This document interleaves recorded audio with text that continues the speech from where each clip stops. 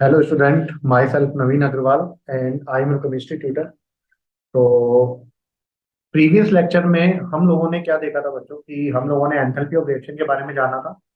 और क्या होता था कि अगर रिएक्टेंट कंप्लीटली रिएक्ट कर रहे हैं ना, तो जितनी एनर्जी में चेंज हो रहा है उसे क्या बोला था, एंथैल्पी ऑफ रिएक्शन। फिर हम लोगों ने टाइप पढ़ा था। फर्स्ट था एंथैल्पी ऑफ फॉर्मेशन। हम लोगों ने बोला था एंथैल्पी ऑफ फॉर्मेशन में आपको एक मोल कंपाउंड बनाना है फ्रॉम देयर कॉन्स्टिट्यूएंट एलिमेंट। ये एक्सोथर्मिक भी हो सकता था और एंडोथर्मिक भी हो सकता था। नेक्स्ट पढ़ा था हम लोगों ने enthalpy of combustion. Enthalpy of combustion में मैंने आपको कहा था कि आपको एक मोल कंपाउंड कंबशन करना है, और वो भी completely. Enthalpy of combustion is always exothermic. मैंने कहा था किसी चीज को जलाओगे तो हमेशा एनर्जी क्या होगी, निकलेगी ना। इसके बाद मैंने आपको पढ़ाया था फ्यूजन। फ्यूजन मतलब आप लोग सॉलिड को किस में कन्वर्ट कर रहे हो, लिक्विड में। वेपोराइजेशन मतलब लिक्विड को कन्वर्ट कर रहे हो किसमें, गैस में। और सब्लिमेशन मतलब सॉलिड को सीधा कन्वर्ट कर रहे हो गैस। देन मैंने आपको बताया था enthalpy of transition. Enthalpy of transition में मैंने बोला था एक एलोट्रोपिक फॉर्म को अगर आप लोग दूसरी एलोट्रोपिक फॉर्म में चेंज कर रहे हैं, जैसे डायमंड को ग्रेफाइट में, रेड फॉस्फोरस को व्हाइट फॉस्फोरस में, है ना, तो उसे बोलेंगे एंथैल्पी ऑफ ट्रांजिशन, जो भी एंथैल्पी में चेंज हो रहा है। और एक पढ़ाया था एंथैल्पी ऑफ हाइड्रोजनेशन, है ना। अगर आपके पास एक मोल अनसैचुरेटेड कंपाउंड है और उसको कन्वर्ट कर रहे हो किसमें, सैचुरेटेड कंपाउंड में, तो जो भी एनर्जी में चेंज हो रहा है उसे हम लोग बोलेंगे एंथैल्पी ऑफ हाइड्रोजनेशन। तो यहां तक हम लोगों ने पढ़ लिया था। तो नेक्स्ट हम लोग चलते हैं, और मैंने कहा था कि इस चैप्टर में डेफिनेशन बहुत इंपॉर्टेंट है, आप लोग उसको अच्छे से कीजिए। जब क्वेश्चन करेंगे तो बहुत आसान होंगे। अगर आपको डेफिनेशन पता है तो क्वेश्चंस बहुत क्या हो जाएंगे, आसान। नेक्स्ट आता है एंथैल्पी ऑफ हाइड्रेशन। नाम से ही पता लग रहा है एंथैल्पी ऑफ हाइड्रेशन। हाइड्रेशन मतलब क्या होता है, वाटर। हाइड्रेट मीन्स होता है वाटर ना, वाटर मॉलिक्यूल अटैच होने वाले होंगे। तो यहां पर देखिए आप लोगों के पास क्या है, अगर आपके पास 1 मोल एनहाइड्रस सोल्ट, 1 मोल एनहाइड्रस सोल्ट, एनहाइड्रस सोल्ट वो सोल्ट होता है जिसके पास पानी नहीं होता है ना। जैसे आपके पास CuSO4 सॉलिड है ना, ये मैंने कितना लिया, 1 मोल एनहाइड्रस सॉलिड लिया। अब आपको पता है कि ये कितने वाटर मॉलिक्यूल अटैच कर लेता है, 5। और क्या बना लेता है, CuSO4.5H2, हाइड्रेटेड हो गया ना। पहले कैसा था, अनहाइड्रस, और इसने 5 वाटर मॉलिक्यूल क्या किया, अटैच किए, तो बना CuSO4.5H2। ये कैसा सोल्ट हो गया, हाइड्रेटेड सोल्ट। और आपको पता भी होगा कैसा होता है ये ब्लू H2। और ये मैंने आपको पहले भी पढ़ाया है कि मान लीजिए आपको ये पता करना है कि इस रूम में मॉइस्चर प्रेजेंट है या फिर नहीं। तो आप लोग क्या करेंगे, एक बाउल लें और बाउल में ले लें copper sulphate, anhydrous copper sulphate, ये व्हाइट कलर का होता है। जो एनहाइड्रस कॉपर सल्फेट होता है वो किस कलर का होता है, व्हाइट। इस रूम में रखो। इस रूम में अगर मॉइस्चर होगा तो वो पानी को क्या कर लेगा, एब्जॉर्ब कर लेगा, और क्या बना लेगा, CuSO4.5H2। और वो कैसा कलर का हो जाएगा, ब्लू कलर का। तो अगर CuSO4 व्हाइट से कैसा हो गया, ब्लू, मतलब उस रूम में मॉइस्चर है, नहीं हुआ तो नहीं। तो एंथैल्पी ऑफ हाइड्रेशन का मतलब होता है हाइड्रेट करना है, किसे, एनहाइड्रस सोल्ट को। तो CuSO4 का एक मोल लिया और हाइड्रेट हो गया CuSO4.5H2। तो जो भी एनर्जी में चेंज होगा उसे हम लोग बोलेंगे एंथैल्पी ऑफ हाइड्रेशन। अब जैसे FeSO4 लिया, तो सभी बच्चों को पता होगा FeSO4 जो होता है वो क्या बनाता है, हाइड्रेट होने के बाद FeSO4.7H2। जो ZnSO4 होता है वो क्या बनाता है, ZnSO4.7H2। तो required number of water molecule attach हो गए, then it is called enthalpy of hydration. तो यहाँ पर एक क्वेश्चन जो पूछा जा सकता है वो क्या है, देखो यहाँ पर एनहाइड्रस सोल्ट का स्टेट कैसा था, सॉलिड। और जो हाइड्रेटेड सोल्ट बन गया वो भी कहता है solid. Very very very important. जो एंथैल्पी ऑफ हाइड्रेशन होता है उसमें सोल्ट का स्टेट चेंज नहीं होता है। जो एंथैल्पी ऑफ हाइड्रेशन होता है उसमें सोल्ट का स्टेट चेंज नहीं होता है ना। तो ये एंथैल्पी ऑफ हाइड्रेशन यहाँ पर पढ़ा है। एक एंथैल्पी ऑफ हाइड्रेशन आप लोग पढ़कर आए होंगे जब आप लोगों ने केमिकल बॉन्डिंग पढ़ा होगा। तो केमिकल बॉन्डिंग में आप लोग क्या पढ़ते हैं, अगर आपके पास Na+ और Cl कोई आयन है और गैसेस स्टेट में, कोई आयन है जैसे Na+ कोई गैसेस में है, Cl- कोई गैसेस में, इसको पानी में डाल दिया। तो पानी आप लोगों को पता होगा बच्चे, पानी कैसा होता है, पोलर। पोलर कैसे होता है बताइए, पानी होता है partial negative, partial positive, partial positive. तो पोलरिटी आ रही है कि नहीं आ रही है, तो पानी कैसा होता है, पोलर। अब मैंने गैसियस आयन को पानी में डाला, जैसे Na+ को डाला, Na+ को डाला मैंने पानी में, तो ये जो गैसियस आयन है Na+ पानी के किस चार्ज को अट्रैक्ट करेगा, Cl-, सॉरी, पानी के किस चार्ज को अट्रैक्ट करेगा, नेगेटिव को। तो पानी में क्या होता है, OH2 होता है। क्या होता है, OH2। क्या होता है, OH2। तो ऑक्सीजन पर कौन सा होगा, नेगेटिव पॉजिटिव, ये क्या होगा, नेगेटिव पॉजिटिव, ये क्या होगा, नेगेटिव पॉजिटिव। तो जब मैंने गैसेस आयन को पानी में डाला तो जो Na+ था उसने पानी के नेगेटिव चार्ज को क्या किया, अट्रैक्ट किया। आप बताइए जितना ज्यादा नेगेटिव चार्ज को अट्रैक्ट करेगा उतना ही ज्यादा क्या होगा, पानी में घुलेगा, और जितना ज्यादा पानी में घुलेगा उतनी ही ज्यादा एनर्जी क्या करेगा, निकालेगा। तो उस एनर्जी को भी हाइड्रेशन एनर्जी बोलते हैं। वो आप लोग केमिकल बॉन्डिंग में पढ़कर आए हैं। अभी इस चैप्टर में मैंने क्या कहा है, 1 मोल एनहाइड्रस सोल्ट को अगर हाइड्रेटेड सोल्ट में कन्वर्ट कर दे तो स्टेट चेंज नहीं होगी, तो उसे बोलेंगे एंथैल्पी ऑफ हाइड्रेशन। एक आपने पढ़ा था कहां पर, अगर आपके पास गैसियस आयन है उसको पानी में डालो तो गैसियस आयन तो Na+H+ में चेंज हो जाएगा, वहां पर स्टेट चेंज हो रही है गैसियस आयन, उसे भी एंथैल्पी ऑफ हाइड्रेशन बोलते हैं। कोई आयन जितना ज्यादा पानी में घुलेगा उतना ज्यादा एनर्जी क्या करेगा, निकालेगा, और जो एनर्जी निकाल रहा है उसे भी हम लोग क्या बोलते हैं, एंथैल्पी ऑफ हाइड्रेशन, है ना। तो यहाँ पर ये भी कर सकते हैं, गैसेस आयन में भी डिफाइन होती है जो केमिकल बॉन्डिंग में पढ़कर है। एक होता है एंथैल्पी ऑफ सॉल्यूशन। तो हाइड्रेशन को H/D से डिनोट किया हम लोगों ने, तो जो भी चेंज आ रहा है उसे बोलेंगे एंथैल्पी ऑफ हाइड्रेशन ना। एंथैल्पी ऑफ सॉल्यूशन में क्या करते हैं बेटा, इसमें अच्छे से याद करें, आप लोग 1 मोल सब्सटेंस लेंगे, आप लोग 1 मोल सब्सटेंस लेंगे और उसको एक्सेस वाटर में डाल दो। 1 मोल सब्सटेंस को हम लोग क्या करेंगे, एक्सेस वाटर में डाल दो। एक्सेस वाटर मतलब इतना पानी मिला दो कि पानी मिलाने के बाद वो पानी पानी हो जाए। एंथैल्पी ऑफ सॉल्यूशन में हम लोग क्या लेंगे, एंथैल्पी ऑफ सॉल्यूशन में हम लोग इतना सॉल्वेंट लेंगे, सॉल्वेंट अगर मैंने पानी ले लिया तो इतना पानी लेंगे, इतना पानी लेंगे कि इतना पानी मैंने मिला दिया कि वो कैसा हो गया, पानी पानी। मतलब कहने का क्या है कि इतना पानी मिला दो कि एनर्जी चेंज होना क्या हो जाए, बात बताया। जैसे मैंने यहाँ पर CuSO4 सॉलिड लिया है ना, इसमें मैंने पानी डाला, थोड़ा सा पानी डाला, घुला, एनर्जी चेंज हुई। फिर पानी डाला, घुला, और एनर्जी चेंज हुई। फिर पानी डाला, घुला, और एनर्जी चेंज हुई। मैं जब तक पानी डालूंगा, जब तक पानी डालूंगा, जब तक कि एनर्जी चेंज होना बंद ना हो जाए, मैं डालता गया डालता गया डालता गया, पानी डालता गया। जब एनर्जी चेंज होना बंद हो जाएगा तो जो भी एनर्जी में चेंज हुआ उसे बोलूंगा एंथैल्पी ऑफ सॉल्यूशन। तो देखो यहाँ पर CuSO4 सॉलिड में था ना, मैं पानी डालता गया डालता गया डालता गया, कब तक डालूंगा, जब तक एनर्जी में चेंज होना बंद ना हो जाए। जब लास्ट बंद हो गया तो उसे बोल दिया एंथैल्पी ऑफ सॉल्यूशन। तो यहाँ पर बताओ CuSO4 क्या बन गया। तो ये था CuSO4 का एंथैल्पी ऑफ सॉल्यूशन। मान लो आपको CuSO4.5H2 का लिखना है, किसका लिखना है, CuSO4.5H2 का एंथैल्पी ऑफ सॉल्यूशन, क्या लिखोगे बताओ, CuSO4.5H2, ये सॉलिड। एंथैल्पी ऑफ सॉल्यूशन लिखना है तो क्या करो, एक्सेस वाटर में डालो, और एक्सेस वाटर में डालूंगा तो ये पानी पानी हो जाना चाहिए CuSO4। तो जो भी चेंज आएगा उसे क्या बोलूंगा, एंथैल्पी ऑफ। तो एंथैल्पी ऑफ हाइड्रेशन में क्या करते हैं, एनहाइड्रस सोल्ट से पर्टिकुलर हाइड्रेट ऐड करते हैं और हाइड्रेटेड बना देते हैं। तो जो चेंज आ रहा है उसे एंथैल्पी ऑफ हाइड्रेशन बोला। लेकिन एंथैल्पी ऑफ सॉल्यूशन में इतना पानी डाल दो, इतना पानी डाल दो कि एनर्जी चेंज होना बंद हो जाए। वो सॉलिड से किस में कन्वर्ट हो गया, एक्वस में। अब जितना होना था एनर्जी चेंज हो गया, तो उसे हम लोगों ने बोल दिया एंथैल्पी ऑफ सॉल्यूशन। तो एंथैल्पी ऑफ हाइड्रेशन पता लग गया, एंथैल्पी ऑफ सॉल्यूशन पता लग गया। एक लैटिस एनर्जी, और मैंने आपको केमिकल बॉन्डिंग में पढ़ाया था, मैं यहाँ पर फिर भी आपको पढ़ा देता हूँ। लैटिस एनर्जी क्या होता है, सुनना सभी बच्चे। अगर आपके पास एक कैटायन है, मान लो आपके पास कैटायन क्या है, Na+ है ना, ये गैसियस कैटायन है ना, और एक आपके पास क्या है, गैसियस एनायन। तो ये कैटायन और ये एनायन, मतलब कैटायन और एनायन जब एक दूसरे को देखते हैं खुश हो जाएंगे, क्योंकि पॉजिटिव और नेगेटिव चार्ज एक दूसरे को क्या करते हैं, अट्रैक्ट करते हैं। अट्रैक्ट क्यों कर रहे होंगे, स्टेबिलिटी गेन करने के लिए, हर चीज स्टेबिलिटी गेन करना चाहती है। तो बताओ जब वो दोनों पास आएंगे पास आएंगे पास आएंगे तो एनर्जी क्या करेंगे, निकालेंगे। केमिस्ट्री में जो भी चीज स्टेबिलिटी की तरफ जा रही है वो हमेशा एनर्जी क्या कर रही है, इवॉल्व। तो एक कैटायन है, एक एनायन है, दोनों आपस में क्या आ रहे हैं, पास आ रहे हैं। क्यों आ रहे हैं, ड्यू टू अट्रैक्शन। अट्रैक्शन क्यों हो रहा है, ड्यू टू स्टेबिलिटी गेन करना चाहते हैं, तो एनर्जी क्या करेंगे, निकालेंगे। तो Na+ और Cl- पास आएंगे तो क्या बनाएंगे, NaCl सॉलिड, आयनिक कंपाउंड बना। कितना मोल, 1 मोल। तो कौन सा कंपाउंड बना, आयनिक कंपाउंड। और एनर्जी निकली कि नहीं निकली, निकली। तो जो एनर्जी निकलेगी उसे हम लोग बोलेंगे लैटिस एनर्जी। जो एनर्जी निकलेगी वो एनर्जी क्या बोलेंगे हम लोग, लैटिस एनर्जी। तो मान लो कितनी एनर्जी निकली, मान लो, मानने में कोई बुराई नहीं।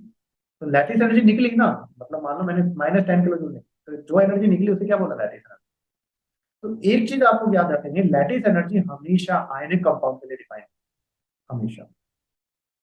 तो लैटिस एनर्जी में आपको क्या करना है, आपने 1 मोल आयनिक कंपाउंड बनाना है। किससे बनाना है, उनके गैसियस कैटायन से और गैसियस एनायन। तो मैंने Na+ और Cl- से बनाया, 1 मोल आयनिक कंपाउंड बनाया, जो एनर्जी निकली उसे क्या बोल दिया, लैटिस। सोचो, उल्टा सोचो, जब NaCl बना था तो कितने किलो जूल एनर्जी निकली, 10 किलो जूल। अगर सोचो ये 10 किलो जूल एनर्जी को वापस दे दो NaCl में, तो ये 10 किलो जूल एनर्जी अब इसको वापस दूंगा तो ये वापस टूट जाएगा ना, Na प्लस गैसेस और Cl माइनस गैसेस, इसे भी लैटिस एनर्जी बोल सकते हैं। तो लैटिस एनर्जी की दो डेफिनेशन है, या तो आप लोग एक मोल आयोनिक कंपाउंड बनाओ, बनाए ना, जैसे किससे बनाओ, गैसियस आयन, और जब बनाओगे तो एनर्जी निकलेगी क्योंकि कैटायन और आयन दोनों पास आ रहे हैं, तो जो एनर्जी निकलेगी उसे क्या बोलूंगा, लैटिस एनर्जी। या फिर क्या कह सकते हो, एक मोल आयोनिक कंपाउंड को तोड़ दो, ब्रेक कर दो, तो ब्रेक करने में एनर्जी देनी पड़ेगी ना, किसमें ब्रेक करना है, गैसेस, कैटायन और गैसियस। इसका उल्टा अगर मैं लिख दूं, ये भी सही है, NaCl आपके पास एक मोल है आयोनिक कंपाउंड, इसको ब्रेक कर दो किसमें, Na प्लस में, और वो भी कैसे, गैसियस। तो कितनी एनर्जी देनी पड़ेगी आपको, 10 किलो जूल एनर्जी वापस से देनी पड़ेगी, तो जो एनर्जी देनी पड़ी उसे भी क्या बोला हम लोगों ने, लैटिस एनर्जी। तो मुझे लगता है इसमें किसी भी बच्चे को प्रॉब्लम नहीं है। तो या तो गैसेस, कैटायन, गैसेस, एनायन मिलकर एक मोल आयनिक कंपाउंड बना रहे हैं, तो एनर्जी क्या होगी, निकलेगी, अब मैंने -10 को हटाकर -H कर दो क्योंकि मुझे एग्जैक्ट डाटा नहीं पता है। या फिर उल्टा कर दो, आप लोग एक मोल आयनिक कंपाउंड को क्या कर रहे हैं, देख, इसमें गैसेस, कैटायन और गैसियस, तो जो एनर्जी देनी पड़ेगी उसे भी क्या वो, ये प्लस हो जाएगी। तो lattice energy always defines for ionic compound. अब देखो दो चीजें आप लोग मिक्स मत कर देना। अगर मैं आयनिक कंपाउंड बना रहा हूँ एक मोल, जैसे मैंने बनाया ना यहाँ पर आयनिक कंपाउंड बनाया एक मोल, किससे बनाया, आयन से, आयन भी कैसे, गैसियस, तो इसे तो आपने क्या बोला, लैटिस एनर्जी, है ना?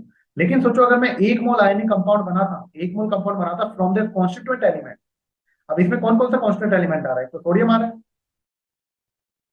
और एक Cl आ रहा है, Cl किस फॉर्म में मिलता है, क्लोरीन की फॉर्म में। तो अगर कॉन्स्टिट्यूएंट एलिमेंट से बोलता बनाता तो इसे क्या बोलते हैं, एंथैल्पी ऑफ फॉर्मेशन। अब देखो ये चीजें कौन लिख पाएगा, जो बच्चा डेफिनेशन को अच्छे से जानता है। तो अगर एक मोल आयनिक कंपाउंड बना रहे हो from their gases ion, then lattice energy हम लोग बोलेंगे। और अगर एक मोल कंपाउंड बना रहे हो फ्रॉम देयर कॉन्स्टिट्यूएंट एलिमेंट, इसमें सोडियम और क्लोरीन आ रहा है, सोडियम किसमें मिलता है, Na में, और क्लोरीन किसमें मिल जाती है, तो उसे बोलेंगे एंथैल्पी ऑफ फॉर्मेशन। तो मुझे लगता है यहाँ पर आप लोग गलती ना करें, एंथैल्पी ऑफ फॉर्मेशन में एक मोल बनाना है, कुछ भी बनाओ फ्रॉम देयर कॉन्स्टिट्यूएंट एलिमेंट, और लैटिस एंथैल्पी में आपको आयनिक कंपाउंड ही बनाना है, और वो भी बनाना है उनके आयन से। तो यहाँ तक किसी बच्चे को कोई प्रॉब्लम होना नहीं चाहिए। तो तीन चीजें बनाई मैंने, एंथैल्पी ऑफ हाइड्रेशन, हाइड्रेशन में तो एनहाइड्रस सोल्ट को हाइड्रेटेड सोल्ट में कन्वर्ट करना। एंथैल्पी ऑफ सॉल्यूशन, उसमें आपको एक सोल्ट लेना है एक मोल, उसको मैक्सिमम पानी में डाल देना है, कि जितनी एनर्जी चेंज होगी वो उतनी होने दो, जब होना बंद हो जाए तो उसे बोल देंगे एंथैल्पी ऑफ सॉल्यूशन। और लैटिस एंथैल्पी में एक मोल आयनिक कंपाउंड बनाओ फ्रॉम देयर आयन, या फिर एक मोल आयनिक कंपाउंड को तोड़ दो इन देयर आयन, तो उसे क्या बोलते हैं, लैटिस एंथैल्पी। चलिए अब आगे देखें, हैश लॉ मैंने पढ़ाया था, याद हो तो, हैश लॉ मैंने कहा था या तो ए से बी डायरेक्ट बना है या घूम कर जाए, जो एंथैल्पी चेंज होगा वो हमेशा सेम होगा, delta H equal to delta H1 plus delta H2 plus delta, ये मैं आपको पहले पढ़ा चुका है ना। अब यहाँ पर देखिए सभी बच्चे, देखिए यहाँ पर मैंने क्या किया है, आप लोग खुद बताएंगे, मैं हटा देता हूँ, तो आप लोग खुद बताएं यहाँ पर क्या हुआ। देखो मैंने NaCl लिया है, और अगर आप लोग देख रहे हैं NaCl सॉलिड से NaCl एक्वस में कन्वर्ट कर दिया कंप्लीटली, एक मोल कंपाउंड लिया, उसको पानी पानी कर दिया, बताया था आपको, तो एक्सेस और सॉल्वेंट डाला, तो इसे क्या बोलेंगे, इसे बोलेंगे एंथैल्पी ऑफ सॉल्यूशन। यहाँ पर देखो एक मोल आयनिक कंपाउंड है, उसको गैसेस आयन में तोड़ा, तो अगर गैसेस आयन में तोड़ रहे हैं तो इसे मैंने बोला लैटिस एंथैल्पी, अभी बताया था आप लोगों को, इसे बोला लैटिस एंथैल्पी। और केमिकल बॉन्डिंग वाली डेफिनेशन बताई थी, अब गैसेस आयन आपके पास, इसको पानी में डाल दिया, और गैसेस आयन को अगर पानी में डाल दूंगा तो Na प्लस क्या करेगा, पानी के नेगेटिव चार्ज को अट्रैक्ट करेगा, और Cl माइनस क्या करेगा, पानी के पॉजिटिव चार्ज को अट्रैक्ट करेगा और घुलेगा, और जितना ज्यादा घुलेगा उतनी ज्यादा एनर्जी निकालेगा, और पानी में घुल रहा तो उसे कौन सी एंथैल्पी बोलते हैं, ये हो गया एंथैल्पी ऑफ हाइड्रेशन। अब मैंने कहा था आप लोग सीधा जाओ, Na देखो, Na प्लस एक्वस और Cl माइनस एक्वस बन गया ना यहाँ पर, एंथैल्पी ऑफ हाइड्रेशन। ये इस चैप्टर की एंथैल्पी ऑफ हाइड्रेशन नहीं है, केमिकल बॉन्डिंग वाली की है, कि गैसेस आए ना, उसको पानी में डाला, जितना बोले कि जो एनर्जी निकालेगा उतना एंथैल्पी ऑफ हाइड्रेशन। या तो सीधा जाओ, सीधा गया तो क्या बना, डेल सॉल्यूशन है, या फिर घूमकर जाओ, घूमकर क्या क्या, लैटिस प्लस हाइड्रेशन। तो जो एंथैल्पी ऑफ सॉल्यूशन होती है वो क्या होती है, lattice enthalpy plus enthalpy of hydration. तो इस तरीके से आप लोग ये कर सकते हैं, कोई ज्यादा डिफिकल्ट नहीं है ना। तो नेक्स्ट चलते हैं हम लोग, एंथैल्पी ऑफ न्यूट्रलाइजेशन। इस चैप्टर में अभी तक मैंने जितना भी पढ़ा है उसमें सबसे इंपॉर्टेंट था एंथैल्पी ऑफ फॉर्मेशन, देन था एंथैल्पी ऑफ कंबशन, और ये जो आ रहा है ये बहुत ज्यादा इंपॉर्टेंट है। अच्छे से आप लोग सुनेंगे ना क्या होता है। तो अगर मैं एंथैल्पी ऑफ न्यूट्रलाइजेशन की बात करता हूँ, है ना, तो नाम से पता है न्यूट्रलाइजेशन, न्यूट्रलाइजेशन कौन करते हैं, एसिड और बेस। न्यूट्रलाइज कौन करते हैं, एसिड और बेस। तो यहाँ पर क्या है, देखो आपके पास है HCl प्लस NaOH। अगर आप लोग देख रहे हैं, मैंने HCl की रिएक्शन किसके साथ कराई है, NaOH के साथ। क्या बना रहा है HCl प्लस NaOH, ये बना रहा है NaCl plus H2O, salt plus water. HCl अगर आपको पता है तो HCl होता है स्ट्रॉन्ग एसिड, अभी पता होना चाहिए। HCl क्या होता है, स्ट्रॉन्ग एसिड, है ना। NaOH क्या होता है, स्ट्रॉन्ग बेस। और दोनों के अगर आप देख रहे हो, मैंने क्या लिया, 1 ग्राम इक्वलेंट। 1 ग्राम नहीं लिया है, वेट नहीं लिया है, मैंने लिया है 1 ग्राम इक्वलेंट। अगर आप लोग मोल पढ़कर आए तो वहां पर पढ़ा होगा ग्राम इक्वलेंट। ग्राम इक्वलेंट निकालने के दो तरीके से, normality into volume, normality into volume. Weight दिया हुआ है तो क्या करोगे, W/E।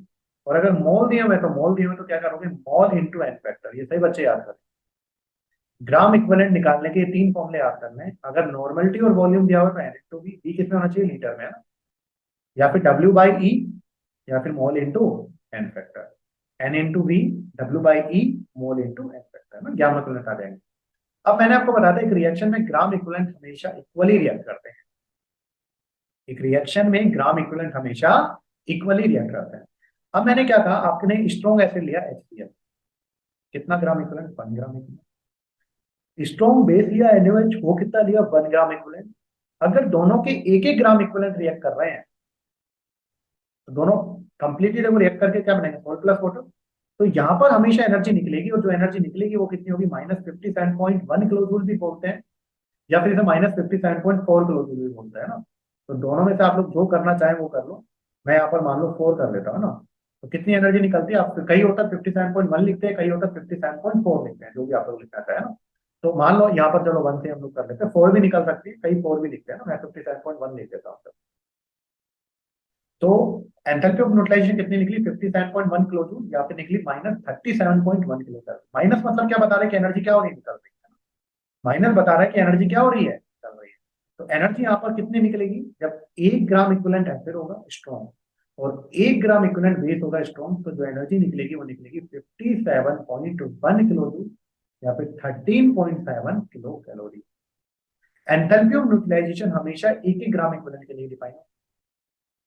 कितने के लिए डिफाइन होती है, एक एक ग्राम इक्विवेलेंट। अगर दो दो ग्राम इक्विवेलेंट ले लिए तो डबल निकल जाएगी, 57.1 इंटू 2 हो जाएगा। लेकिन वो एंथैल्पी ऑफ न्यूट्रलाइजेशन नहीं होगी, उसको सिंपल डेल्टा एच। अगर तीन तीन ग्राम इक्विवेलेंट ले लिए तो 57.1 इंटू 3 निकल जाएगी, लेकिन उसे एंथैल्पी ऑफ न्यूट्रलाइजेशन नहीं कहेंगे, सिंपल डेल्टा एच कहेंगे। Enthalpy of neutralisation is only defined for 1 gram equivalent acid और 1 ग्राम इक्विवेलेंट बेस, इसके लिए डिफाइन है। अगर दो दो ले लूंगा तो डबल हो जाएगी, तीन तीन ले लूंगा ट्रिपल हो जाएगी, फोर फोर ले लूंगा 4 टाइम्स हो जाएगी, लेकिन उसे एंथैल्पी ऑफ न्यूट्रलाइजेशन नहीं बोलेंगे, है ना। अब जैसे मैंने यहाँ पर क्या किया, मैंने मान लो क्वेश्चन लिख दिया आप लोगों को। यहाँ पर मान लो मैंने क्वेश्चन दिया, HCl की रिएक्शन NaOH के साथ करा, क्या बन रहा है बताओ, आपको पता है NaCl प्लस H2 आया ना। मैंने कहा कि इसके तो मैंने 2 ग्राम इक्विवेलेंट लिए, और इसके कितने ग्राम इक्विवेलेंट लिए, 5 ग्राम इक्विवेलेंट मान लो।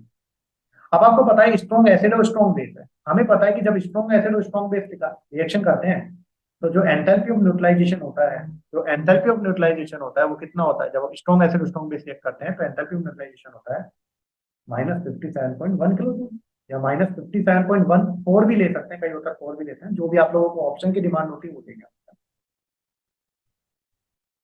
अब बताओ यहाँ पर कितने ग्राम इक्विवेलेंट रिएक्ट किया, तो इस रिएक्शन का डेल्टा एच बताना है। तो क्या करोगे बताओ, एक एक ग्राम इक्विवेलेंट से स्ट्रॉन्ग एसिड स्ट्रॉन्ग बेस से 57.1 निकलती है। तो एक रिएक्शन में हमेशा ग्राम इक्विवेलेंट इक्वली रिएक्ट करते हैं। एक रिएक्शन में ग्राम इक्विवेलेंट हमेशा इक्वली रिएक्ट करते हैं, मोल में मैंने आपको बताया हुआ है ना। तो बताओ यहाँ पर कितने ग्राम इक्विवेलेंट है, 2, और यहाँ पर कितने, 5। तो ग्राम इक्विवेलेंट हमेशा इक्वली रिएक्ट करेंगे। तो इसका 2 इसके कितने से रिएक्ट करेगा, 2 से ही करेगा ना, तो इसका कितना बचेगा, 2, 0, और इसका कितना बच जाएगा, 3 ग्राम। अब बताओ इसका 0, दो दो रिएक्ट कर गए तो इसका 0 बचा, इसका 3 बचा। अब रिएक्शन होगी, अब नहीं होगी। तो अगर मैंने HCl का 2 ग्राम इक्विवेलेंट लिया और बेस का 5 ग्राम इक्विवेलेंट लिया, तो हमेशा इसके दो से ही करेंगे ना। तो 2 ग्राम इक्विवेलेंट देख के, तो इस रिएक्शन का डेल्टा एच कितना हो जाएगा, -57.1 इंटू 2।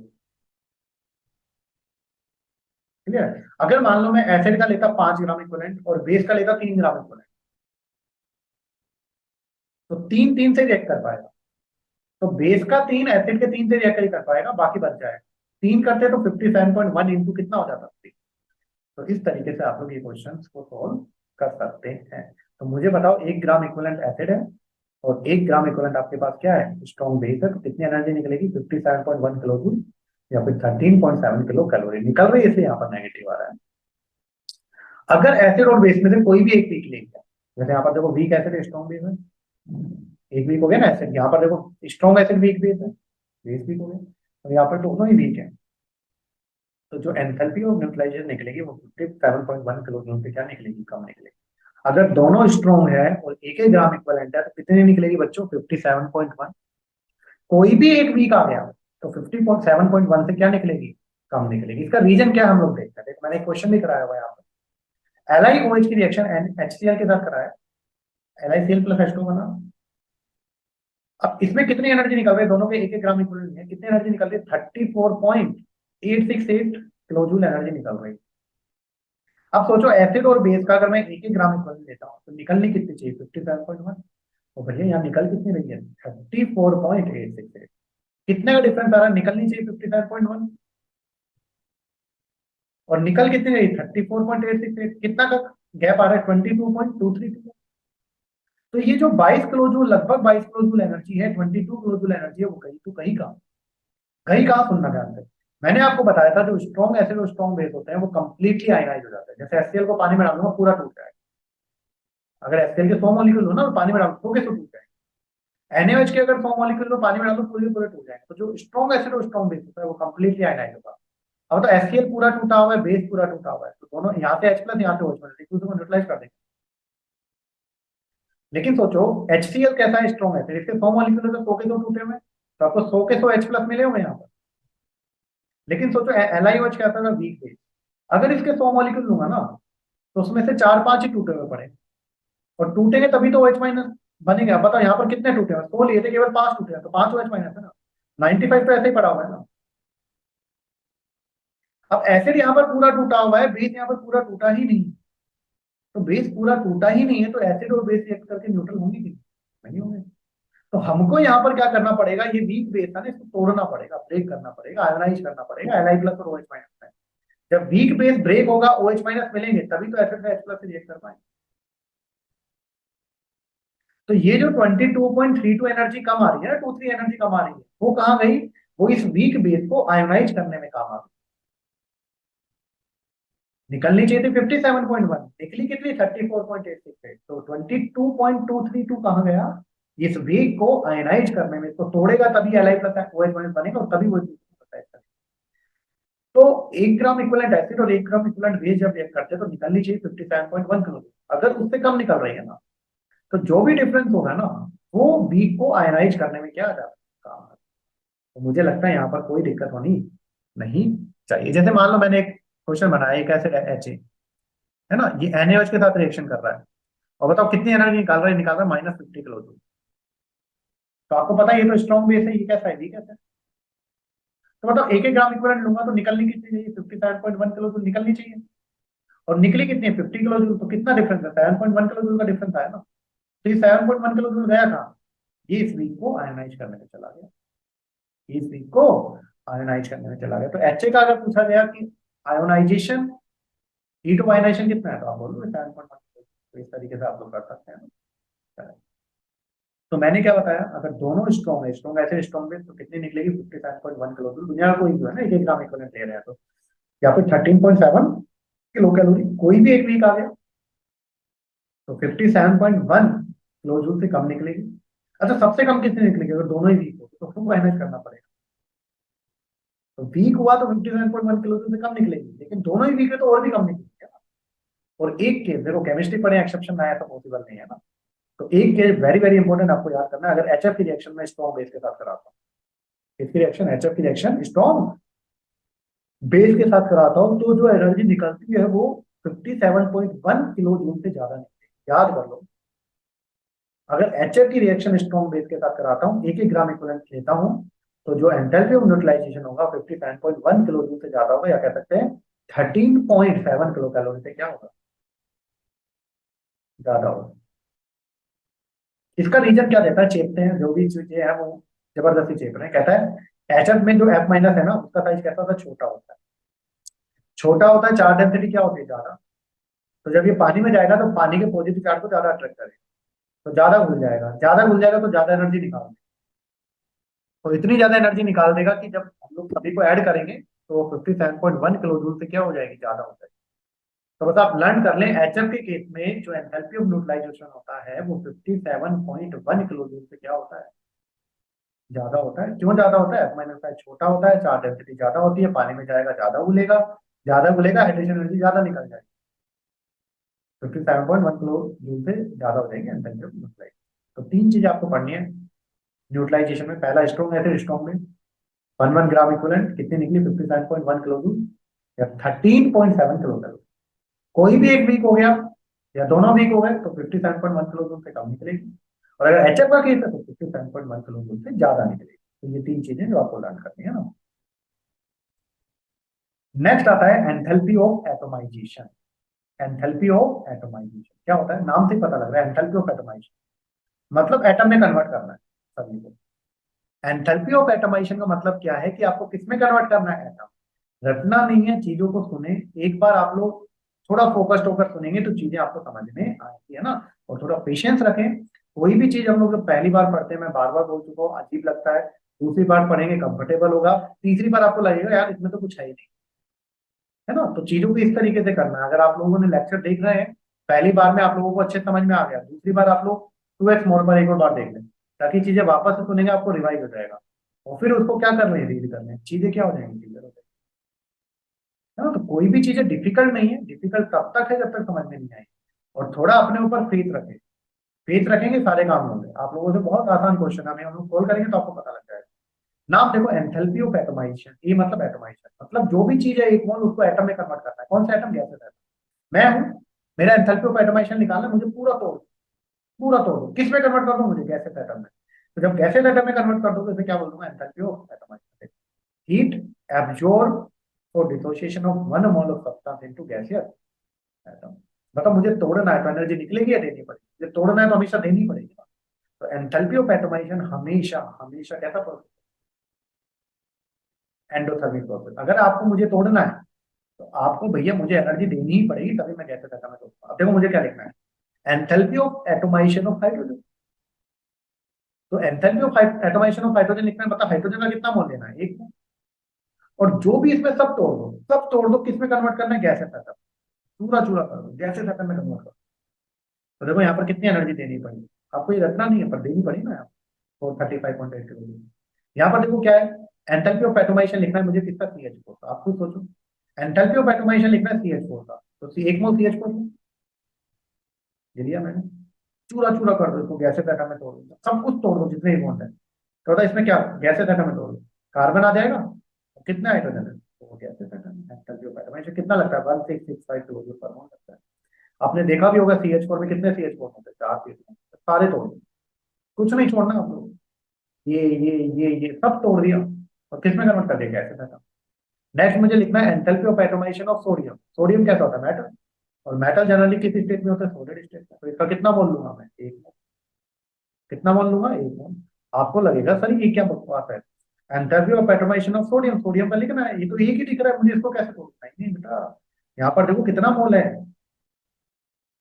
सोडियम सॉलिड होता है कि नहीं होता, कितना मोल है, एक मोल। एक मोल में आपको पता है पार्टिकल कितने होते हैं, 6 × 10⁻23 पार्टिकल लगभग। एक मोल में कितने पार्टिकल, अब मैं मान लो सोडियम का एक मोल, तो मेरे अंदर कितने पार्टिकल हैं, 6 × 10⁻23 पार्टिकल जो आपस में बॉन्डेड है, तो सॉलिड बनाए हुए हैं। अब इसको मैं क्या दूंगा, एनर्जी, इतनी एनर्जी दूंगा कि जो 6 × 10⁻20 पार्टिकल है ना सोडियम के सॉल्यूशन, सब अलग अलग हो गए, और किस में कन्वर्ट हो गया, गैसियस में। जितने भी 6 × 10⁻23 पार्टिकल थे ना एक मोल में, सारे गैसेस में कन्वर्ट हो गए, सभी को किसी से कोई मतलब नहीं है, इतनी एनर्जी दे दी सभी को, तो और किसमें कन्वर्ट कर दिया, गैसेस एटम। तो अगर आपके पास एक मोल कंपाउंड है, वो भले गैसियस हो सॉलिड हो, उससे मुझे कोई मतलब नहीं है। अगर आपके पास एक मोल कंपाउंड है और उसको पूरा चूरा चूरा कर दिया, तोड़ दिया पूरा एटम में, गैसियस एटम में, तो उसे हम लोग क्या बोल रहे हैं, एंथैल्पी ऑफ एटोमाइजेशन। और हमेशा एनर्जी क्या करनी पड़ेगी आपको, देखिए। तो मुझे लगता है इसमें कोई दिक्कत नहीं होनी चाहिए। और नेक्स्ट आता है बॉन्ड एनर्जी या बॉन्ड डिसोसिएशन एनर्जी या बॉन्ड एंथैल्पी है ना। तो देखो मैंने यहाँ पर लिखा बी मतलब होता है बॉन्ड एनर्जी, या बीडी मतलब बॉन्ड डिसोसिएशन एनर्जी, एक ही बात है ना, या delta dissociation H enthalpy of dissociation, एक ही बात है। अब दो तरह की ये डिफाइन होती है, अच्छे से याद करना। एक होता है diatomic molecule. Diatomic molecule क्या होता है, इनमें दो एटम से मिलकर बनता है। डाई एटॉमिक मॉलिक्यूल क्या होते हैं, जो कितने एटम से मिलकर बनता है, दो एटम से मिलकर। जैसे मैंने क्या लिखा देखो एच O2, ये कैसे मॉलिक्यूल है, डाई एटॉमिक मॉलिक्यूल। तो मैं वापस से लिख देता हूँ, हम लोग समझेंगे है ना। तो आपको ये समझना है कि ये चीजें होती क्या है ना, अच्छे से सुनना जो मैं कह रहा हूँ। अब देखो एक तो आपके पास क्या है, बॉन्ड डिसोसिएशन एंथैल्पी किसके लिए डिफाइन होती है, ओनली गैसियस कंपाउंड के लिए, सॉलिड लिक्विड के लिए नहीं। आपके पास कैसा होना चाहिए, एक मोल गैसियस कंपाउंड कैसा होना चाहिए,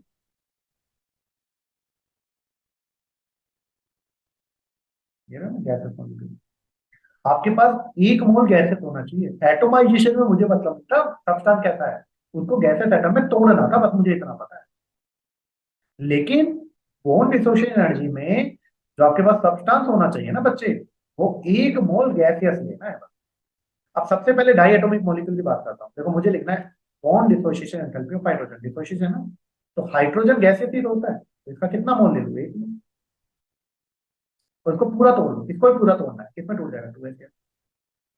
तो इसको क्या बोलूंगा, बॉन्ड डिसोसिएशन एंथैल्पी। अब H2 में आपको पता है H और H के बीच में बॉन्ड होता है, तो ये टूट जाएगा, ये बन जाएगा। ऐसे मुझे लिखना है bond dissociation enthalpy of O2, तो O2 का कितना ले लूं, गैसेस होता है O2, इसका कितना मोल ले लूं, एक मोल। इसको पूरा तोड़ देखो, ऑक्सीजन में O डबल बॉन्ड होता है, ये पूरा तोड़ जाएगा। डायटोमिक मॉलिक्यूल है ना, क्या बन जाएगा, टू हो गया। और ये क्या हो गया, बॉन्ड डिसोसिएशन एंथैल्पी। तो अगर डायटोमिक मॉलिक्यूल मतलब दो एटम से मिलकर बनेगा। Dissociation enthalpy is only only defined for gases molecule. तो आपके पास एक मोल गैसेस मॉलिक्यूल है, पूरा तोड़ दो गैसेस एटम इसको, तो उसे क्या बोलूंगा, बॉन्ड डिसोसिएशन एंथैल्पी। सर ऐसा ही कुछ कुछ एटोमाइजेशन पर क्या है, बिल्कुल पर करा है ना। तो अगर आपके पास, मैं आपको बता दूं, डाई एटोमिक मॉलिक्यूल कैसा मॉलिक्यूल है, डाई एटोमिक मॉलिक्यूल। तो देखो मैं दोनों रिएक्शन लिखकर दिखाता हूँ। तो देखो मुझे एंथैल्पी ऑफ एटोमाइजेशन लिखना है किसका, हाइड्रोजन। तो मतलब क्या है, एटोमाइजेशन में हाइड्रोजन का एक मोल लिया, तो पूरा तोड़ दो, पूरा पूरा कर दो एटम, ये बनेगा। एंथैल्पी ऑफ एटोमाइजेशन में हाइड्रोजन का लिखना है, तो इसका एक मोल लो और गैसेस एटम में तोड़ दो। तो जो ऐसे ही अगर कोई डायटोमिक मॉलिक्यूल है, यही हाइड्रोजन है, उसका डिसोसिएशन लिखना है। तो डिसोसिएशन का मतलब भी कितना होता है, एक मोल लो और कंप्लीटली डिसोसिएट कर दो गैसेस एटम। मतलब दोनों रिएक्शन सेम बनी, अलग अलग बनी, दोनों सेम बनी ना। तो अगर आपके पास डायटोमिक मॉलिक्यूल है, तो डायटोमिक मॉलिक्यूल के आप एटोमाइजेशन लिखो या फिर डिसोसिएशन लिखो, दोनों का मतलब सेम है। डाई एटोमिक मॉलिक्यूल में आप लोग एटोमाइजेशन लिखो या डिसोसिएशन लिखो, दोनों का मतलब सेम होता है, दोनों का मतलब सेम होता है। यहाँ पर डिसोसिएशन एटोमाइजेशन सेम हो रहा है। लेकिन अगर हम बात करें पॉली एटोमिक मॉलिक्यूल की, अब मैंने पॉली एटोमिक मॉलिक्यूल लिया, जैसे CH4 में एक से ज्यादा एटम है ना, आप खुद देखो है, एक से ज्यादा एटम है, बॉन्ड भी दिख रहे हैं आप लोगों को। तो मैंने क्या किया, सबसे पहले CH4 लिया, इसका एक बॉन्ड तोड़ा। CH4 देखो एक मोल गैसेस लिया मैंने कहा था बॉन्ड डिसोसिएशन हमेशा हमेशा गैसेस में डिफाइन होता है। तो मैंने सबसे पहले एक बॉन्ड तोड़ दिया, एक बॉन्ड तोड़ दिया तो क्या बचा यहाँ पर, CH3 गैस, और क्या बचा है, एक बॉन्ड तोड़ा। कितनी एनर्जी देनी पड़ी इस बॉन्ड को तोड़ने के लिए, डेल्टा H1 मान लो 427 किलो जूल एनर्जी देनी, पहला बॉन्ड तोड़ने के लिए। अब टूट गया, पहला बॉन्ड टूट गया, तो क्या बचा, CH3 बचा कि नहीं बचा। अब CH3 बचा, उसका एक और बॉन्ड तोड़ा मैंने, ये वाला एक और बॉन्ड तोड़ा, तो क्या बन गया, CH2 प्लस H। दूसरा बॉन्ड तोड़ने के लिए कितनी एनर्जी देनी पड़ी, मान लो 439। क्यों, क्योंकि देखो पहला जब बॉन्ड तोड़ा था, पहले का स्ट्रक्चर था टेट्राहेड्रल। पहला बॉन्ड जब मैंने ब्रेक किया, टेट्राहेड्रल स्ट्रक्चर था, पहला बॉन्ड ब्रेक किया। अब एक बॉन्ड ब्रेक करने के बाद बताओ, इसका थ्री डायमेंशन में ज्योमेट्री चेंज हो गया ना। तो कुछ अलग लगेगा, कि ज्यादा लगेगा कम लगेगा उससे मैटर नहीं है, लेकिन कुछ अलग लगेगा, क्योंकि थ्री डायमेंशन ज्योमेट्री में इसका स्ट्रक्चर चेंज हो गया। अब तीन ही बॉन्ड बचे हुए हैं, है ना। तो देखो पहले मैंने क्या किया, पहले पहला बॉन्ड तोड़ा, CH4 का पहला बॉन्ड तोड़ा, क्या बना, CH3 प्लस H, और कितनी एनर्जी लगी फर्स्ट बॉन्ड ब्रेक करने में, 427। सेकंड ब्रेक की क्या किया, CH3 था, एक और बॉन्ड ब्रेक कर दिया, CH2 प्लस H बना, उसकी एनर्जी कितनी लगी थी, डेल्टा H2 439। फिर आपके पास CH2 बचा। अब CH2 जब ये बचा, ये CH2 बचा था, इसका एक और बॉन्ड ब्रेक कर दिया मैंने, CH प्लस H हो गया। इसमें कितनी एनर्जी लगी, 450, ये डेल्टा H लगी। और CH बचा, एक और बॉन्ड ब्रेक कर दिया, CH बचा, तो C प्लस H कितनी एनर्जी लगी, 347 किलो। सोचो अगर मैं चारों को जोड़ दूं, पहला तोड़ने के लिए लगा 427, दूसरा लगा 439 तीसरा लगा, 452 और चौथा लगा 347 किलो जूल। अगर चारों को मैं ऐड कर दूं तो टोटल 4 बॉन्ड तोड़ने में कितनी एनर्जी लगी? देखो इनको ऐड कर दूंगा तो ये भी ऐड हो जाएंगे, इससे कैंसिल हो गया, ये कैंसिल हो गया, ये कैंसिल हो गया, क्या बना CH4, और क्या बन गया यहाँ पर बचा C, और H क्या हो गया 4H, और टोटल एनर्जी कितनी लगी तोड़ने में? 1665 kilo joule. 1665 kilo joule energy लगी कितने बॉन्ड को तोड़ने में? 4 बॉन्ड को तोड़ने में, 4 CH बॉन्ड को तोड़ने में। तो बताओ मुझे 4 CH बॉन्ड को तोड़ने में 1665 किलो जूल लगी।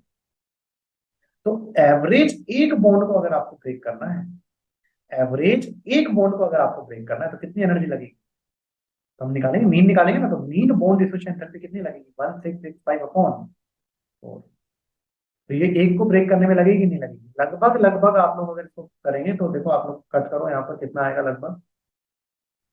तो अगर हम लोग यहाँ पर निकालेंगे तो लगभग लगभग कितना आएगा? 4 से आप लोग कट करो, ये 4 आ गया, कितना बचा 1, और यहाँ पर कितना आ गया आप लोगों के पास 225। तो लगभग लगभग ऑलमोस्ट कितनी लगी? 416 किलो जूल एक बॉन्ड को तोड़ने में ना। तो देखो यहाँ पर क्या होता है, वेरी वेरी इंपॉर्टेंट, जो बॉन्ड एनर्जी होती है ना, बॉन्ड एनर्जी या बॉन्ड डिसोसिएशन एनर्जी होती है, अगर आपके पास डाई एटॉमिक मॉलिक्यूल है, ऐसा मॉलिक्यूल जो 2 एटम से मिलकर बना हो, तो बॉन्ड डिसोसिएशन एंथैल्पी डायरेक्ट आ जाता है, क्योंकि 2 एटम के बीच में ये एक ही तो बॉन्ड होगा, टूट जाएगा। लेकिन अगर आपके पास पॉली एटॉमिक मॉलिक्यूल है, पॉली एटॉमिक मॉलिक्यूल में एक से ज्यादा बॉन्ड आएंगे, तो जो बॉन्ड डिसोसिएशन एंथैल्पी होती है वो एवरेज डिफाइन होती है। जैसे CH4 में 4 CH बॉन्ड, तो 4 CH बॉन्ड को तोड़ने में कितनी एनर्जी लगेगी? 1665।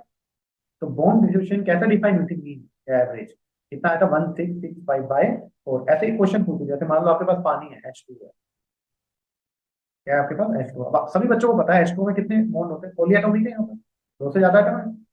अब मान लो ये 2 OH बॉन्ड को तोड़ने के लिए मान लो x किलो जूल एनर्जी लगी। तो मैंने बोला बॉन्ड डिसोसिएशन एंथैल्पी बताओ किसकी? OH की। तो आपको पता है ये 2 बॉन्ड ब्रेक करने के लिए टोटल आपने बोल रहे एक्स लगी, तो 2 बॉन्ड ब्रेक करने के लिए एक्स लगी, तो एक बॉन्ड ब्रेक करने के लिए कितनी लगेगी? XY। तो मीन डिफाइन होगा ना।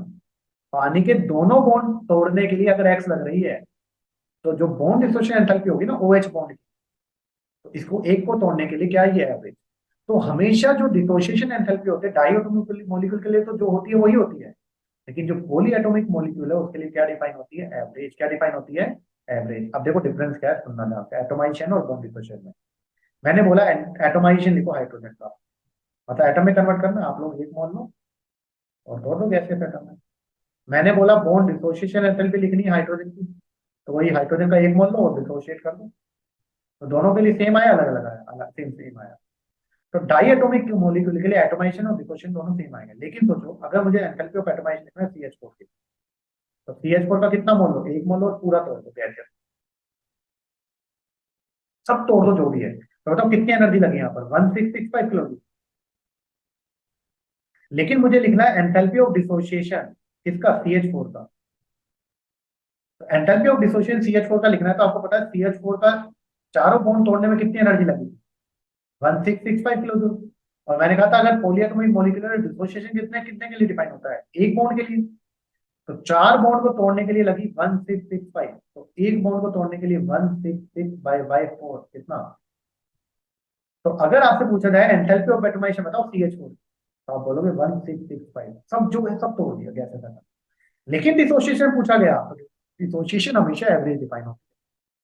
तो डिसोसिएशन पूछा गया CH4 का, तो आप बोलोगे सर 416 किलो जूल, क्योंकि वो एक बॉन्ड के लिए डिफाइन होती है, एवरेज निकालना पड़ेगा वहां पर, है ना। आपको समझ में आ गया? डायटोमिक मॉलिक्यूल के लिए एटोमाइजेशन और डिसोसिएशन दोनों सेम होते हैं, जबकि पॉली के लिए अलग अलग होते हैं।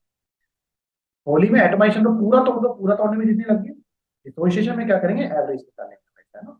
तो आप लोग कर सकते हैं। और डिसोसिएशन कैसे निकालेंगे? बॉन्ड एनर्जी किसकी? रिएक्टेंट की माइनस बॉन्ड एनर्जी किसकी? प्रोडक्ट की। मैं आपको पूरा बता चुका हूँ, इस पूरे चैप्टर में हमेशा जब भी डेल्टा एच निकालना हो आप लोगों को, तो हम लोग करेंगे रिएक्टेंट माइनस प्रोडक्ट। हम लोग करेंगे रिएक्टेंट माइनस प्रोडक्ट।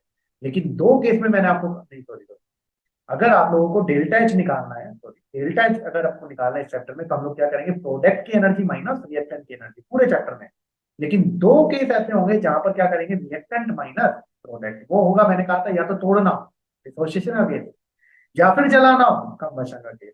वापस से सुन लो मैंने क्या कहा है, इस पूरे चैप्टर में जब भी डेल्टा एच निकालना होगा क्या करेंगे? Product minus reactant. Final answer initial करते हैं, प्रोडक्ट की एनर्जी माइनस रिएक्टेंट की एनर्जी, लेकिन दो केस में रिएक्टेंट माइनस प्रोडक्ट करोगे, या तो डिसोसिएशन का केस होगा, तोड़ना होगा, या फिर कंबशन का केस होगा, तो क्या करेंगे, रिएक्टेंट माइनस प्रोडक्ट।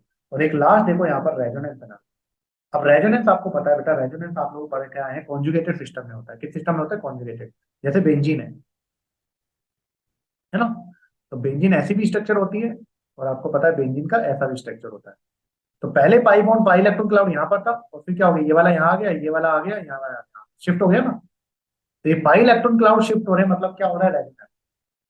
और केमिस्ट्री में आप लोग पढ़कर आए हैं, और नहीं भी पढ़ा तो सुन लो, केमिस्ट्री में जितनी ज्यादा बच्चों रेजोनेटिंग स्ट्रक्चर बनती है, वो कंपाउंड उतनी ही ज्यादा एनर्जी निकालता है। जैसे कंपाउंड उसकी एक की दो बन रही है रेजोनेंस स्ट्रक्चर, और एक की तीन बन रही है, तो किसी कंपाउंड की जितनी ज्यादा रेजोनेटिंग स्ट्रक्चर बनेगी, वो कंपाउंड उतना ही क्या होगा, स्टेबल।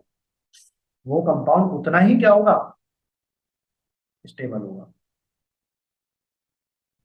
और जितना ज्यादा स्टेबल होगा, जितना स्टेबिलिटी की तरफ जा रही है, मतलब एनर्जी क्या कर रहा है, निकाल रहा है।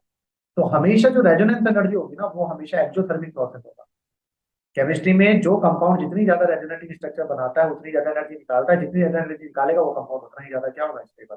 और रेजोनेंस हमेशा डिफाइन होता है पाई कॉन्जुगेटेड सिस्टम में, है ना। जैसे मैंने आपको बता दिया, यहाँ पर मैंने बेंजीन बनाया था, तो इसकी कितनी रेजोनेटिंग स्ट्रक्चर होती है, तो है ना। कैसे देखो, पाई सिंगल, या फिर double single double single double, ये रेजोनेंस की कंडीशन है ना। इस तरीके से शिफ्ट होगा, है ना, ऐसे शिफ्ट होता रहता है, ऐसे वापस से क्या हो जाएगा, ये इधर हो जाएगा, ये इधर हो जाएगा, है ना, शिफ्ट होता रहता है। तो it measure the stability of conjugated pi system. Pi system में होता है कॉन्जुगेशन, और इट इज इवॉल्व एनर्जी। हमेशा जैसे जैसे रेजोनेंस होता जाएगा, एनर्जी क्या होती जाएगी, इवॉल्व। और इवॉल्व होगी तो बताओ, एक्सोथर्मिक प्रोसेस होगा, तो डेल्टा एच कैसा होगा, नेगेटिव। तो ये दो चीजें लिखी है मैंने, एक delta R S T H और डेल्टा आर एच ऑब्जर्व। तो delta R S T H क्या होता है, heat of reaction. Delta R H, delta H मतलब हीट, और आर मतलब रिएक्शन की, विदाउट रेजोनेंस। तो थ्योरेटिकल वाली तो है विदाउट रेजोनेंस, और ऑब्जर्व वाली है विद रेजोनेंस। तो एक तो मैंने थ्योरेटिकल जो हम लोग निकालेंगे, एक होगी ऑब्जर्व जो आप लोगों को एक्सपेरिमेंट से निकालेंगे। उनमें जो डिफरेंस होगा, उनमें जो क्या होगा डिफरेंस, उन्हें हम लोग बोलेंगे रेजोनेंस एनर्जी। तो अगर आपको रेजोनेंस एनर्जी निकालनी है, तो आपको रेजोनेंस एनर्जी कैसे निकालोगे, रेजोनेंस एनर्जी आएगी, जो भी डिफरेंस होगा, मैं मोड लेकर कर रहा हूँ।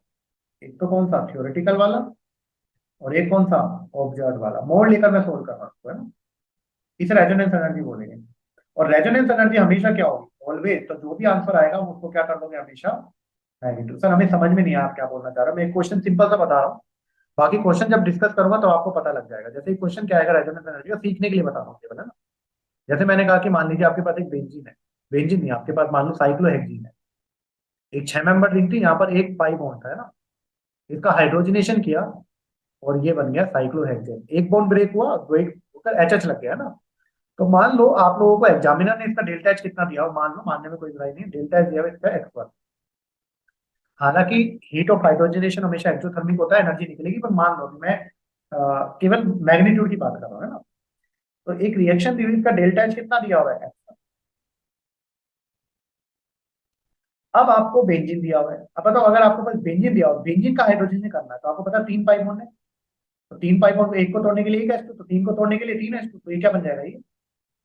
तो अब बताओ, एक पाई बॉन्ड को हाइड्रोजनेशन करने के लिए आपको कितनी एनर्जी लगेगी, x1। तो सही बताओ, बेंजीन में कितने पाई बॉन्ड है, 3 पाई बॉन्ड है ना। तो 3 पाई बॉन्ड के हाइड्रोजनेशन से हमारा कितना लग रहा है, जो थ्योरेटिकल डाटा आ रहा है, जो हम लोग पूछना चाह रहे हैं, कितना आएगा, तो ये भाई, एक पाई बॉन्ड का हाइड्रोजनेशन जब आपने कराया है, तो कितना आया है, x1 आया है ना। तो बेंजीन में कितने पाई बॉन्ड है, 3 पाई बॉन्ड है ना। 3 पाई बॉन्ड का हाइड्रोजन कराऊंगा तो कितनी निकलनी चाहिए, 3x1। लेकिन मान लो आपको डाटा दिया हुआ है ऑब्जर्व, जो आपको एक्सपेरिमेंट आ रहा है, वो मान लो कितना दिया हुआ है, इसी का, बेंजीन का। मैंने बेंजीन का जब निकाला तो मेरा कितना आना चाहिए था, 3x1, जो कि मैंने निकाल लिया डायरेक्ट। और मान लो आपको कैलकुलेट, जो आपको ऑब्जर्व डाटा दिया एक्सपेरिमेंट, वो आ रहा है x। तो जो रेजोनेंस एनर्जी होगी वो इनका डिफरेंस होगा, कितना, थ्योरेटिकल माइनस ऑब्जर्व। तो हमने निकाला हुआ है 3x1, और जो आपको एक्सपेरिमेंट से दिया हुआ वो दिया हुआ 3x2। तो रेजोनेंस एनर्जी आ गई कि नहीं आ गई। और ये जो भी आएगा मैग्नीट्यूड लेना है ना, और उसको फिर क्या कर दोगे, नेगेटिव। तो ये क्या होगी, रेजोनेंस। तो जो हम निकाल रहे हैं थ्योरेटिकली, और जो आपको डाटा दिया हुआ है एक्सपेरिमेंट, उनका जो डिफरेंस होगा उसे क्या बोलता है, रेजोनेंस एनर्जी। तो इस तरीके से ये चैप्टर आप लोग कर सकते हैं। वापस से मैं वापस रिवाइज करवा रहा हूँ। फॉर्मेशन मतलब एक मोल बनाना है from their constituent element. Combustion मतलब एक मोल जलाना है, वो भी कंप्लीटली। मेन में मैं आपको याद करवा रहा हूँ, एंथैल्पी ऑफ ट्रांजिशन में एक एलोट्रोपिक फॉर्म से दूसरी एलोट्रोपिक फॉर्म में चेंज करना था। एंथैल्पी ऑफ हाइड्रोजनेशन में अनसैचुरेटेड कंपाउंड को सैचुरेटेड कंपाउंड में कन्वर्ट करना है। लैटिस एंथैल्पी में क्या करते हैं, एक मोल आयोनिक कंपाउंड बनाना है from their gaseous ion. Enthalpy of hydration में एक मोल एनहाइड्रस सोल्ट को हाइड्रेटेड सोल्ट में कन्वर्ट करना है, इसमें स्टेट चेंज नहीं होती। एंथैल्पी ऑफ सॉल्यूशन में आपके पास अगर एक सोल्ट है, उसको इतने पानी में डाल दो कि और पानी डालने का कोई फर्क ना पड़े, तो जो चेंज हो रहा है उसे एंथैल्पी ऑफ सॉल्यूशन बोल देंगे। रेजोनेंस एनर्जी मैंने आपको बताई दी है, जितनी ज्यादा रेजोनेंसिंग स्पेक्ट्रम बनेगी एनर्जी उतनी ज्यादा निकलेगी। तो थ्योरेटिकल निकाल लें, ऑब्जर्व निकाल लें, उनका डिफरेंस जो आएगा वो क्या आएगा, रेजोनेंस एनर्जी। इसके बाद मैंने आप लोगों को पढ़ाया एटोमाइजेशन। एक मोल आपके पास कंपाउंड और कुछ भी हो सकता है, उसको कंप्लीटली तोड़ना है गैसेस एटम में। और बॉन्ड डिसोसिएशन एंथैल्पी में अगर डायटोमिक मॉलिक्यूल है तो सिंपली डिफाइन हो जाएगी, लेकिन अगर पॉली एटॉमिक मॉलिक्यूल है तो एवरेज डिफाइन होती है। एवरेज डिफाइन होती है। पूरे चैप्टर में आपको क्या करना है, एंथैल्पी जब भी निकालनी है, प्रोडक्ट माइनस रिएक्टेंट। केवल दो केस में रिएक्टेंट माइनस प्रोडक्ट करना है, जब बॉन्ड डिसोसिएशन एंथैल्पी हो और एक जब कंबशन की एंथैल्पी हो। तो ये चैप्टर यहाँ पर क्या होता है, आपका कंप्लीट होता है। अब हम लोग नेक्स्ट लेक्चर में हम लोग देखेंगे इसके क्वेश्चंस किस तरीके से सॉल्व होते हैं। तो क्वेश्चंस को करने से पहले सभी बच्चों को ये जितना भी मैंने 2 लेक्चर पढ़ा है वो वापस से एक बार रिवाइज कराएंगे, ताकि क्वेश्चन करने में प्रॉब्लम नहीं है ना। और सभी बच्चे ट्राई करेंगे जितना हो सके, आप लोग लेक्चर को शेयर कीजिए, सब्सक्राइब कीजिए और लाइक कीजिए, ताकि और भी बच्चे इसका क्या उठा सके, बेनिफिट उठा सके। और कोई भी प्रॉब्लम हो तो आप कमेंट सेक्शन में लिख सकते हैं, मैं आप लोगों का वहां पर आंसर कर दूंगा, है ना। चलिए बच्चों, थैंक यू।